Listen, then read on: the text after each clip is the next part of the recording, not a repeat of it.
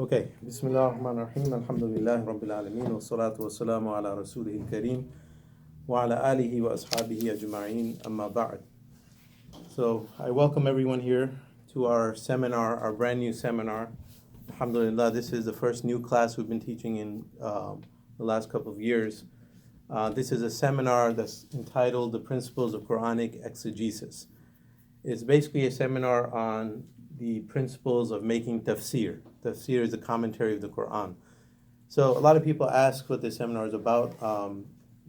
By the end of today's session, you'll have a clearer idea. But just as every science in Islam has an introductory component and then the science itself, for instance, our main class, many of you have taken the Tajweed class. Tajweed is the science of reciting the Quran. So the principles and the art of how to recite the Book of Allah. So that's an introductory discipline. We also offer hadith classes, hadith 101, hadith 102. Those classes are Uṣūl al-Hadith. They have to do with understanding how to understand or how to read hadith. What's the structure of a hadith? So similarly in tafsir, Uṣūl al-Tafsīr has to do with how do you understand Quran? What are the principles you use? What is the blueprint or the map you use to begin to understand the words of Allah? Because, as we all know, we all read the Quran. There's some, it's not easy to understand everything in the Quran without a base, without that foundation. So this is a class where you'll begin to understand how to understand the speech of Allah, how to begin to derive meaning from the Quran. This class is based upon a textbook. So this class essentially is going to be reading one particular text. It's a text by Shāh Walīullah, rahimahullah ta'ala. This is the name in Arabic, al-Fawz al-Kabīr fi Uṣūl al-Tafsīr. In English, you would translate it as al-Fawz al-Kabīr means the great victory, fi Uṣūl al-Tafsīr, in the principles of Qur'ānic Hermeneutics or Qur'anic interpretation. So this is a short book that was written by a great scholar, Shāh Walīullah of India. This is the book in Arabic in front of me. It's not that big, as you can see. It's a treatise. It's about roughly, in this large print, about 100 pages. So it's a small book, a text that was written by Shāh Walīullah to give students a blueprint for beginning to understand the Quran. So this book is not tafsir. So Uṣūl al-Tafsīr is not, we're not going to go into, Surah al-Baqarah, what does it mean, what does this verse mean? That's tafsir. This is a preliminary science where how you approach certain issues, such as how it is that we begin to decipher the words of God. How it is, what are the principles that we use? What are some of the tools and resources we use? So this is a great book by a great scholar, one of my favorite authors, who in a brilliant way summarized these principles for us. So it's a great book by a great author about a very important topic. It's a topic that's underestimated. You generally don't have classes on Uṣūl al-Tafsīr. You'll have classes on Tajweed in every center or community. You'll have classes on Uṣūl al-Hadith sometimes, Mustalah al-Hadith. But Uṣūl al-Tafsīr, is very hard to find classes on that. And also it's very hard to find books. There aren't a lot of books written on this topic. So you have hundreds of books in hadith sciences. You have books on Quranic sciences, but Uṣūl al-Tafsīr is a little bit different. So isn't a lot written on that. So it's an underappreciated topic. And it's written by a great scholar who's very underappreciated as well. So Shāh Walīullah is a brilliant mind. He's one of the great thinkers of Islam, one of the greatest scholars in our whole history. He's in the top 10 for certainly, but people don't read him very much. People don't know him very much. So in this class, these are the things I hope to accomplish. So first of all, we want to introduce you to the mind of this thinker. So the author, I hope by the end of the seminar, in the next couple of months, you'll have appreciation for who Shāh Walīullah was and just how he thinks and what kind of scholar he was. So that's one aim of this course. Secondly, we want to hopefully introduce a little bit of history. So we want to learn about the history of Islam in India, because the scholar was from India, and also the broader idea of how it is you contextualize historical figures, how important it is to understand where people come from and their backgrounds in order to understand their thought. So there'll be a little bit of history in this class. And the bulk of the class is the text itself. So the text, hopefully in this class, we want to introduce you to how it is that you read or you critically read classical text. And that's something that's forgotten or lost among Muslims today. There's a whole wealth of literature written in Islam. The amount of literature we have in the Islamic tradition is unparalleled. There's no other tradition or civilization or nation on the face of this earth that has the amount of written body of works that we have. But unfortunately, Muslims don't read so much anymore. And those who do, it's hard to understand how to read these classical texts. So hopefully I want to introduce you to the idea of reading mutun or classical text and how you do that, because texts that are written in the tradition of Islam are slightly different from contemporary books. So there's a different way they're written and there's a different way you need to approach them. And finally, the topic itself. Hopefully we'll begin to develop a blueprint, or at least understand Shāh Walīullah's blueprint for decoding and understanding the Quran. So if you understand, if you go through, and Allah gives us the tawfiq to complete this text, there's about 5 chapters, you'll have like a lot of resources, and you'll have like a map, a blueprint in your mind that it can resolve a lot of issues that people have when it comes to understanding Quran. So this is generally some of the things that I hope to achieve in the seminar. So roughly what I'll tell you is that every course will have, generally there will be an introductory component, and then we'll be looking at the text itself. So in the introduction, we have a lot to cover. We have to cover who Shāh Walīullah was.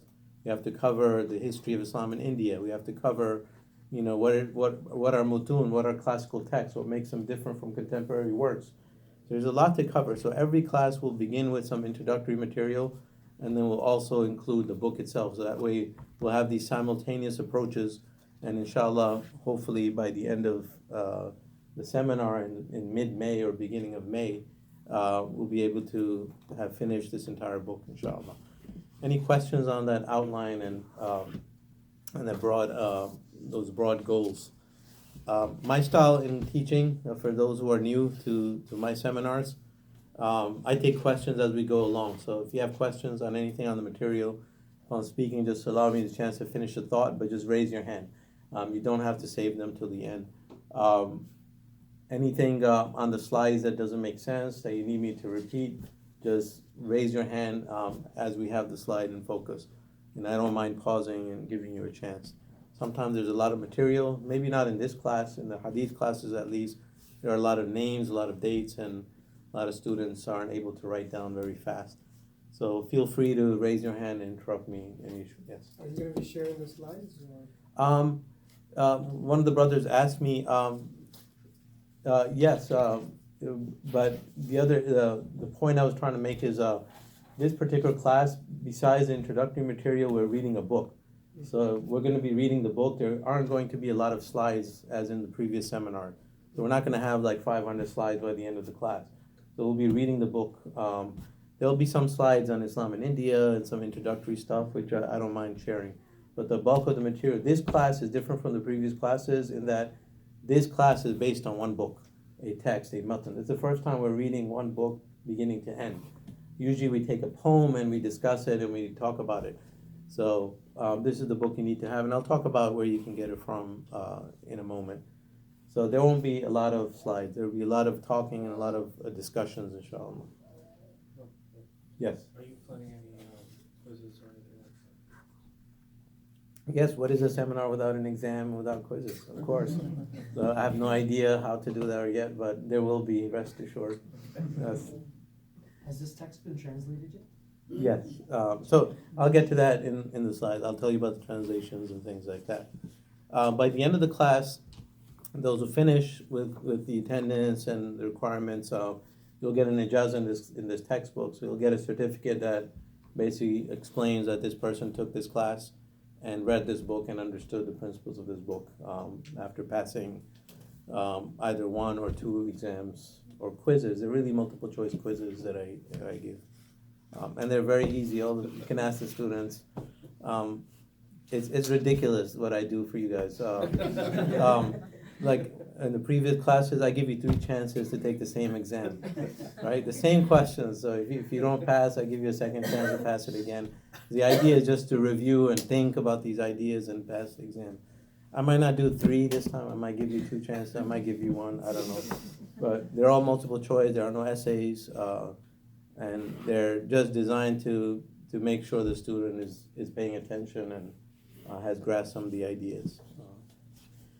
Okay, anyone else? Okay, with that, part 1. So the first thing we want to look at today is an introduction to Shah Walīullah himself before we get into the book. So there's a lot we can talk about. We can do a seminar on Shah Walīullah. We can do several seminars. You can do a master's dissertation. You can do a PhD on this great scholar. So there's certain people in our history that are just larger than life. There are people who have contributed so much that we still haven't understood them fully. So Shah Walīullah is one of those people. I've had an interest in Shah Walīullah since high school. There was a lot written in English about Shah Walīullah, not necessarily translations by him, but there was a lot of interest for many years on his life. So I was always interested, and I've always been reading about him.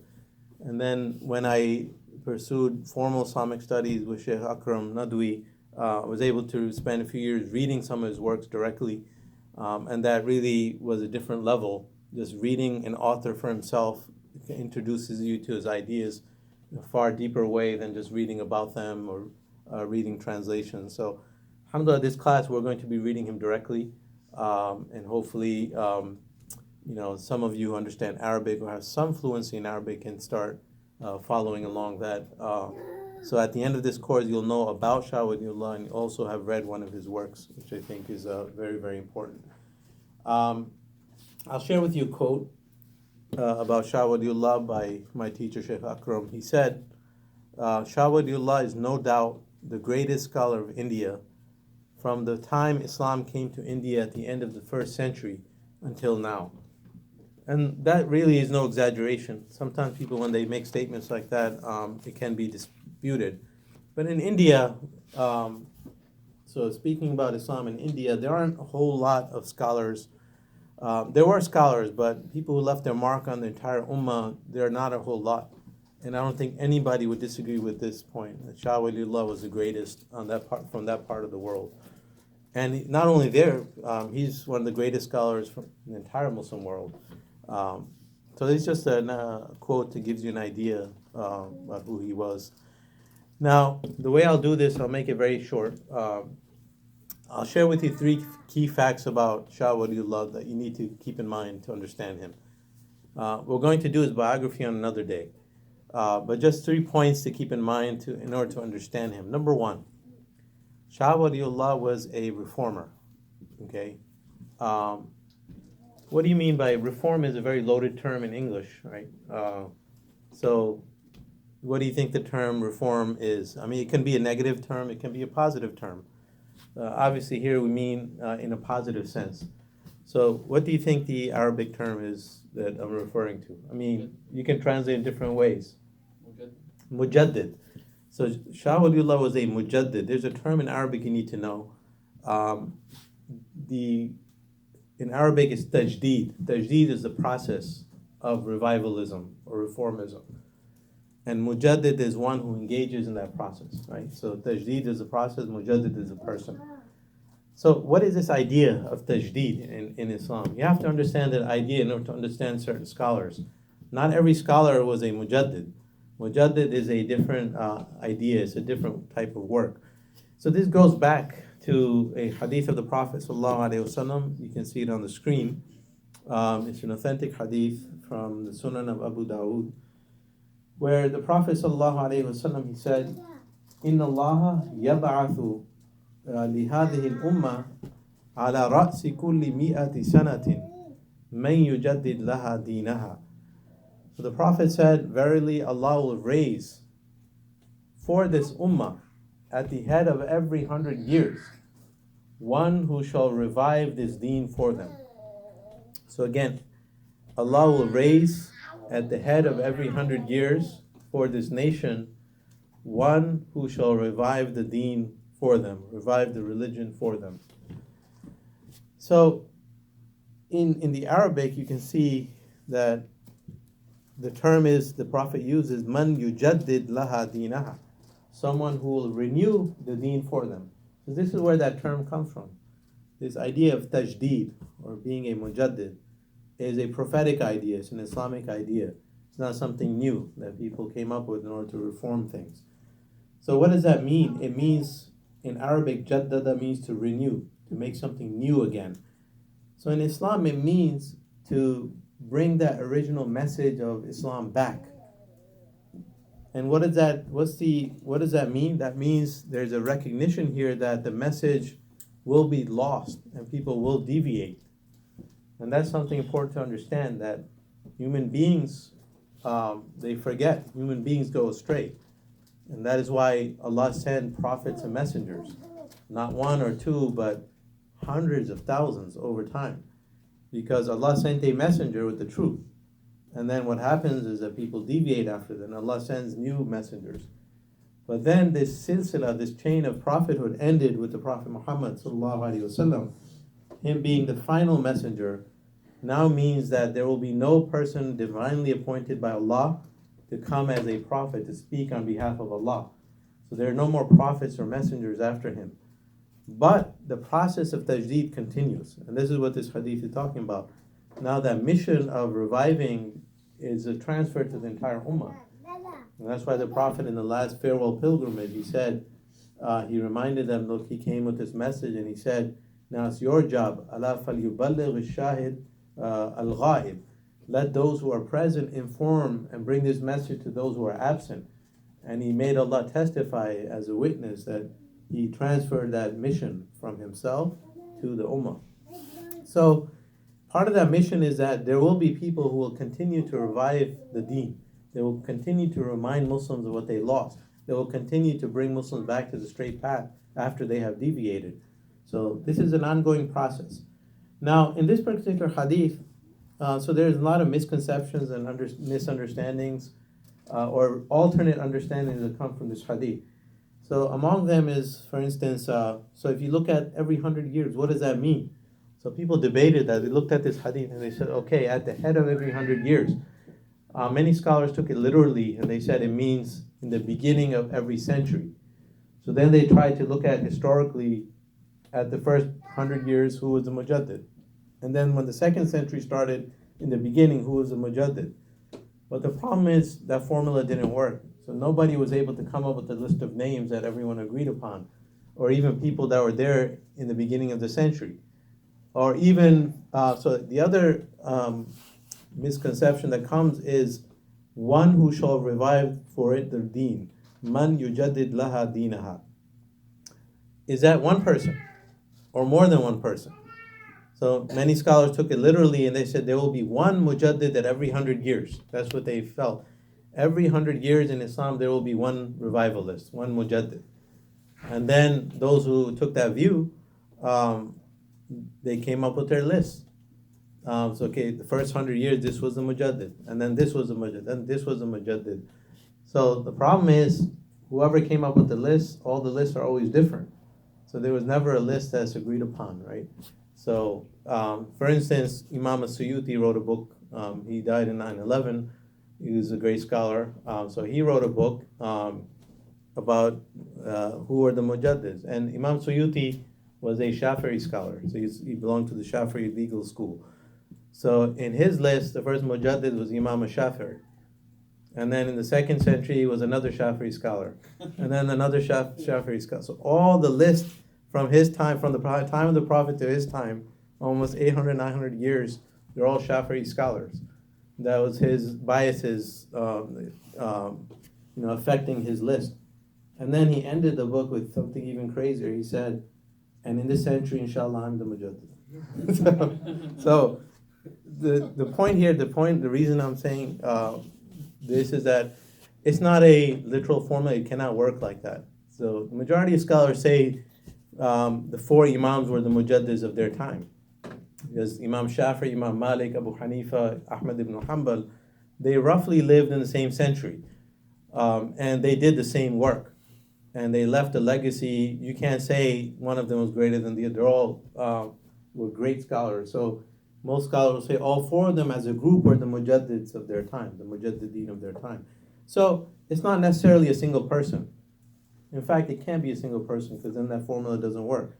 So what the Prophet meant here is a principle that there will always be people on the truth. And if you look at other hadith and other statements of the Prophet, there will always be a group of people on the truth till the end of time. There will never be a time where there's no one who's not on the haqq. So when you put them all together, the right understanding is that Allah blesses individuals and groups to become the revivalists of their time, to remind people to bring Islam back. And every time needs mujaddideen. And Shāh Walīullah was one of those scholars, no doubt. He was a mujaddid of his time. That's what I'll say about that. So the first fact is very, very important. You have to situate Imam Shāh Walīullah in the idea of revival. Because not every scholar is a revivalist, right? Some scholars, they're just professional scholars. They're great. They do their, not to take anything away from them, but their job is to present to you fiqh, or to present to you what the scholars wrote, or to write a beautiful poem to make it easy to memorize principles of something, of some discipline. They're not necessarily here to reform or correct people or correct ideas or bring new ideas, right? Not everyone has that capability, yes. But a mujaddid doesn't necessarily have to be a person of knowledge, does it? I thought, like, for example, Salahuddin Ayyubi or... Yeah, so that's another idea. So tajdeed, is it just have to do with the sciences? So there's the idea of bringing the ummah politically back, or many scholars would say Salahuddin Ayyubi or people of that. I'm not gonna go. Inshallah. See, the thing is with the mujaddid, you can never talk about your current time because you never know until the dust of history settles, right? So that's a mistake people fall into, to talk about today the greatest scholar of our time, the greatest mujaddid of our time. You will never know. Your grandchildren might know, but you in your life, because the history is still being played out right now. No one knows the true legacy of people. There might be individuals you might think they're nothing. They have no worth in our eyes today. But maybe in 100 years we'll find out they were the awliya of our time. They were the mujaddideen of our time. So that's something you'll find out later. You will never find out now. So yeah, so the idea of that tajdeed is not just have to do with Quran or Hadith, but it also has to do with the ummah, with nation, with political revival. So, it's about ummah, it's about deen. And deen is much more than just, a science or the sciences. Yes, there's a lot that can be said. There are books written about tajdeed by many, many authors. I can refer you to some if you're interested in this topic in a deeper way. Number two, another idea, second fact you need to know about Shāh Walīullah is that he was beyond categories. So one of the things we all need to do is we have a need to put people in boxes, right? Okay, he's the person from here. He's the guy from there. He's the muhaddith of this town. So we always need to classify individuals in order to make it easier for us to understand them. Take any scholar, most people know, oh, that's the Sufi scholar of this town, or that's the faqih, that's the fiqh scholar, that's the hadith guy, that's the Quran guy, right? So what would you say about Shāh Walīullah? Nobody is able to put him in a box. So you can't say about Shāh Walīullah he's the hadith scholar of India. Because most of his books, a lot of them are about hadith, but most of them are not. But he's one of the great hadith scholars. He had a grasp of hadith. He wrote a lot about hadith. But to say he's a hadith scholar is ignoring most of what he wrote about.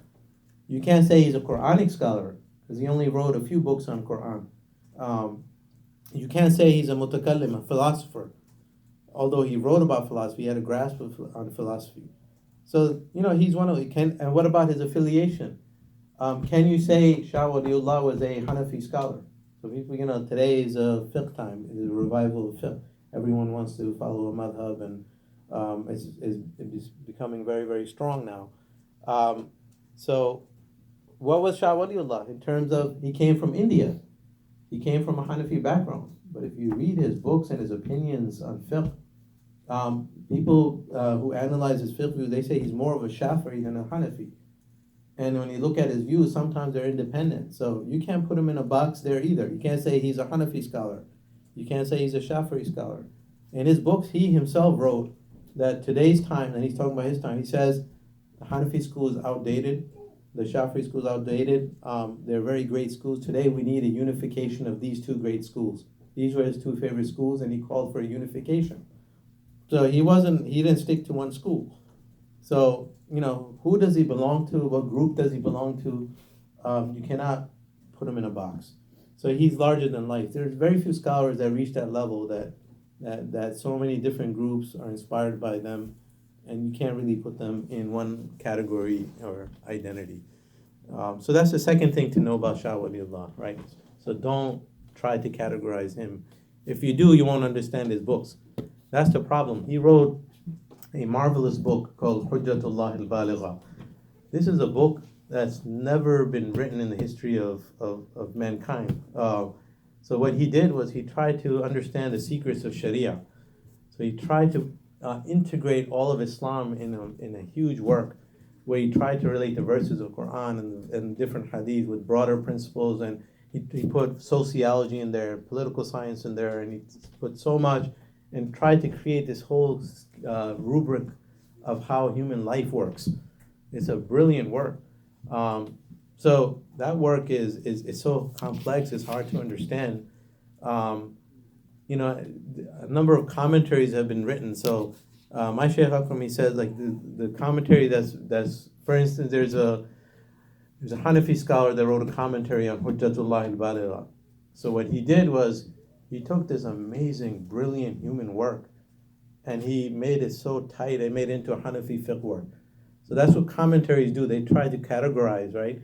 So when you approach Shah Walīullah as one of your own, as a Hanafi scholar, you restrict his thought and his ideas. And when you read the commentaries, it's basically very different from the original work. And that's the problem with commentaries in the Muslim tradition. Scholars who write commentaries, generally, most commentaries aren't able to understand the original author very well. So you always have to read the original works and always read commentaries with a grain of salt.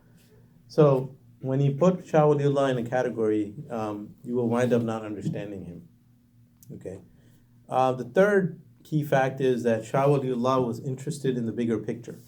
So I already mentioned that I kind of blended the 2 points together. I'll read you a quote Shaykh Akram says about this book that I mentioned. Without a doubt, this book, Hujjatullah al-Baligha, would be the greatest work of Indian scholarship ever produced. This book teaches you hadith, it teaches you the wisdom behind Allah's commands, it teaches you the wisdom behind the prophetic teachings, and how all the components of Islam are linked together in a bigger picture. So this is something you'll find in his works. If you keep this principle in mind, that Shah Walīullah is always looking for the bigger picture. So you will never find him talk about a hadith just without reference to anything else, like we do. He'll say, this is what this means, it belongs to this category of teachings, it belongs to this verse, and it belongs to this broader principle. So he's always trying to tie things to a bigger picture. And that's something so rare today. Today you'll find, a person of Aqidah, everything has to do with Aqidah, someone who's from fiqh, a fiqh background, everything has to do with fiqh. Someone who's into hadith, everything is related to hadith. They miss other pictures or other components of the equation. So Shah Walīullah is someone who's always trying to look for the bigger picture. He was a holistic scholar, an organic scholar, a scholar who's looking at all the components and trying to link them together. Okay? So these are 3 key facts. Just keep those in mind. He's a revivalist, meaning he's going to reform ideas and bring Islam back to the spirit. He's someone who's interested in the bigger picture. And what was the second point? Beyond categories, right? So you cannot put him in a box. So if you keep these in mind, it'll be easier to understand the works of Shah Walīullah. Any questions?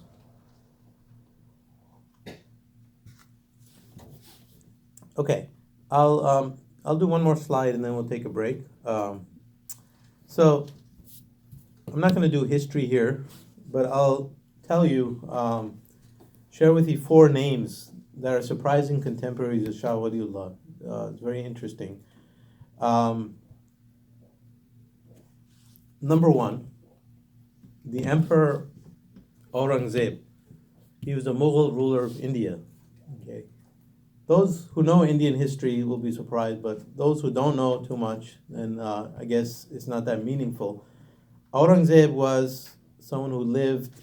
Aurangzeb was the longest serving Mughal ruler of India, Muslim ruler of India. Of all the rulers in India, he was the longest serving. He was the most pious of the rulers of India. So he was someone who was very pious. He used to recite Quran and he engaged in jihad. He used to pray tahajjud every night. So he was one of the good Muslim leaders of India, with all his faults. No one's perfect. His rule represents the height of the Mughal Empire in India. So his empire or the Mughal rule during his reign was the strongest. So Aurangzeb died when Shāh Walīullah was born. So he was about 3 years old or 4 years old.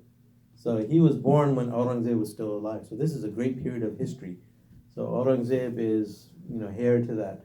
Not only that, it's deeper than that. Shāh Walīullah's father was a scholar, a great scholar as well. And he was one of the Muslim scholars that Aurangzeb himself collaborated with to compile this manual of Islamic law, this encyclopedia of Islamic law called al-Fatawa al-Amgiriya. This is one of the first times in our history that all of fiqh or Islamic law was compiled in one form, in a written form. And this kind of led to the rise of nation states, and nations were able to develop their codes based upon many of these manuals. So Aurangzeb was the one who commissioned that great project, and Shāh Walīullah's father was involved in that project. So just to give you an idea of his link to Aurangzeb. Okay, so that links now, you should link Shāh Walīullah in your mind to the Mughal Empire in India, just to give you historical context. A second person who's very surprising, I'm going to switch gears, so they're not all related. George Washington. George Washington was a contemporary of Shāh Walīullah. That's surprising, right? So you're thinking Shāh Walīullah thousands of years or hundreds of years ago. George Washington lived from 1732 to 1799, right? So, they're not from the same generation, but their lives overlapped. 30 years of his life overlapped with Shāh Walīullah. They didn't know each other. That's not the point here. I'm not trying to show you people that knew each other or interacted with each other, but this is an era. So George Washington was alive. He was a British general at this time, in Shāh Walīullah's time. So this gives you an idea. This is the height of the Mughals, Muslim rule in India, and it's coming down. After Aurangzeb, it was just downhill. And then George Washington, at the time he was a British general, now the colonies are just being founded. So this is the birth of America, right? Prior to the birth of America. Just gives you an idea of situating him in a historical timeline, okay? Another person who's contemporary, Isaac Newton, okay? Isaac Newton, the scientist. So he was also roughly the same time period. He was an English physicist. And so, this is when, the Enlightenment was happening in Europe, right? So this is, Shāh Walīullah is living at a time where the Muslim Empire was at its, after his peak, is beginning to come down. And it's downhill after that. After he passed, in another 50 years, the British took over India. And then colonization happened all over the Muslim world, and our societies were dismantled and destroyed. But you can see Isaac Newton, birth of modern science, George Washington, birth of America. So this is a time where the East is going down and the West is going up, right? Just to give you an idea. And then the last one also might be quite surprising. Muhammad bin Abdul Wahhab was a contemporary of Shāh Walīullah. There's no evidence or historical evidence that they knew each other or they met, but they had the same teachers in Hijaz. So when Shāh Walīullah went to Arabia to study Islam, and we'll look at that in his biography a little bit, they had the same teachers, Ibrahim al-Qurani and Muhammad Hayat al-Sindhi. So, and that's another subject to study. So these, if Shāh Walīullah is great, is because of his teachers. So and those teachers are the same teachers of people like Abdul Wahhab, who's and if you know the life of Abdul Wahab, we're not talking about this seminar, not about him, but he was also a revivalist, right?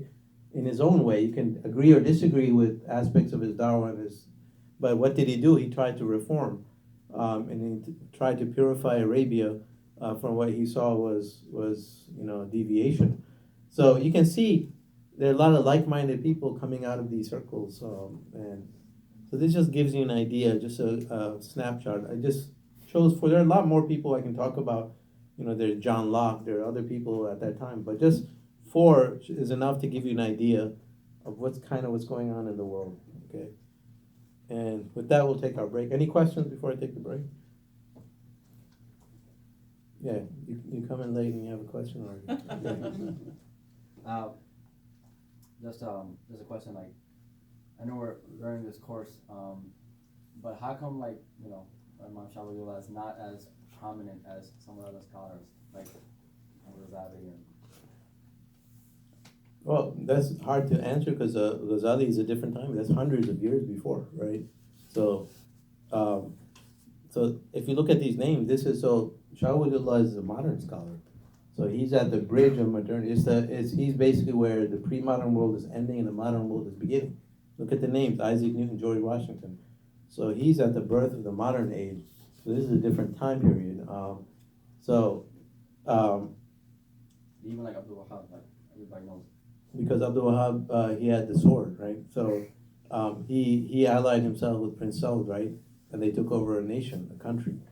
Shāh Walīullah was just a teacher, right? He was just a principal of a school, and that's all he did. So he wrote books, but he didn't do much. So Abdul Wahab took that extra step of allying with a political ruler, and they basically combined their forces, and they basically they were able to conquer all of Arabia, and then the birth of the modern Saudi state was born from there. That's why his name is much more prominent. But in terms of, it really depends what you mean by being more famous. In terms of history, he's more famous because he did more things. That's history. Conquest is history. When you have battles and conquests, and when you're ruling over a country, that's history. When you just write books as a professor or principal of Islamic school, then you just introduce ideas. They're just ideas. They're not in the real world.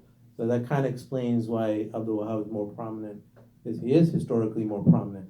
Secondly, in terms of scholarship, is he more prominent? Allahu Alam. I mean, many would argue Shāh Walīullah is much more famous and prominent in hadith circles, in learning, in kalam, in the curricula of schools all across the world, including Azhar University and India and Pakistan.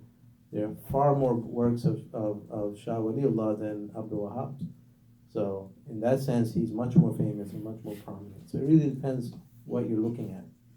Yes. So just to that point, did Shāh Walīullah ever have a role in the Mughal Empire after? Because his father. No, he stayed away from politics, so he had no.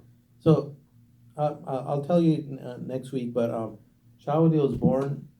Aurangzeb, he ruled for many decades. He died when he was 3. After Aurangzeb, Shāh Walīullah lived about a short life, 50, 60 years, a full life. But he had, there were 11 or 12 Mughal rulers in his lifetime. So it was just chaos and collapse after him. So after that, the Mughal state was just downhill. And then by the time Shāh Walīullah died, the British East